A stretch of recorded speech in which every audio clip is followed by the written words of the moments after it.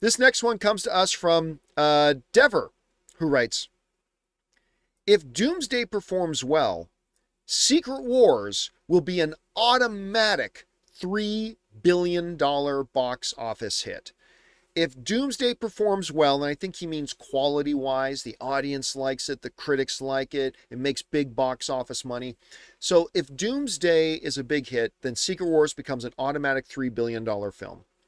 I'm going to call that an overreaction. Now, John, you've said before, if Doomsday's really good, it means Secret Wars is going to be huge. Absolutely, I do.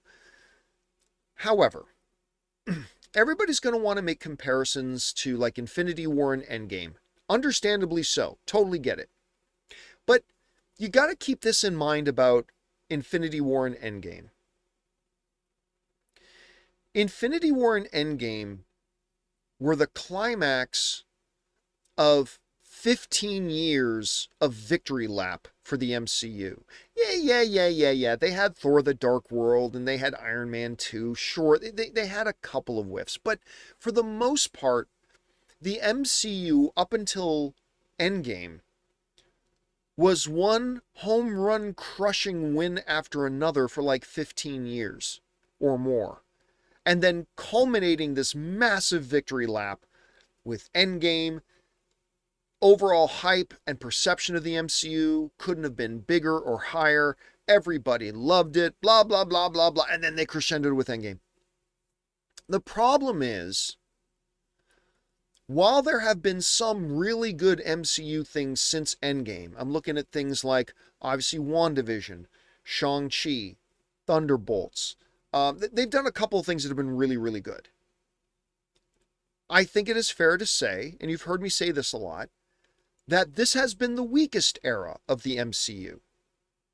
There's still been some really, really good things, and you can believe that it's still really good, or you can believe it's terrible, but I think we all agree, however good you think it is right now, or however bad you think it is right now, I think we all agree that the MCU is not firing on all cylinders at the moment like it did prior to Endgame.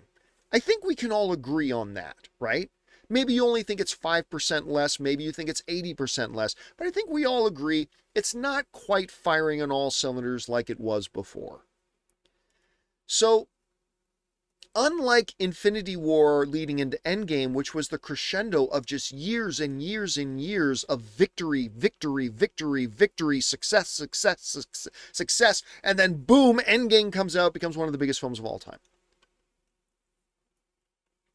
That is not the scenario we're in right now. We're in a different scenario now. Doomsday and Secret Wars, by extension, are not coming out on the tail end of 15 years of straight victory.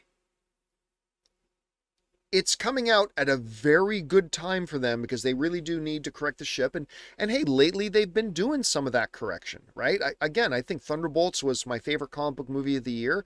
I thought Fantastic Four was quite good. They're doing some good things in a row now, which is why we're going to have Spider-Man, Brand New Day come out before Doomsday. They're going to have a chance to build some momentum going into it, but it's not the same as the environment and context that Infinity War leading into Endgame was. We're, as MCU fans, we were just riding high for well over a decade and then hit the big party with Endgame. That ain't it here. So, do I believe Doomsday can be massive? I do. And if it is great, and these are big ifs, but if it's great and if it's successful and all that kind of stuff, that means Secret Wars can be even bigger. Absolutely. But to say it's a lock to be even more successful than Endgame, when Endgame was the culmination of a massive era of success, whereas Secret Wars is going to be the ending of an era that has been marred by ups and downs. To just say it's a lock to make more than Endgame, given those circumstances? Impossible? No, not impossible. But a lock?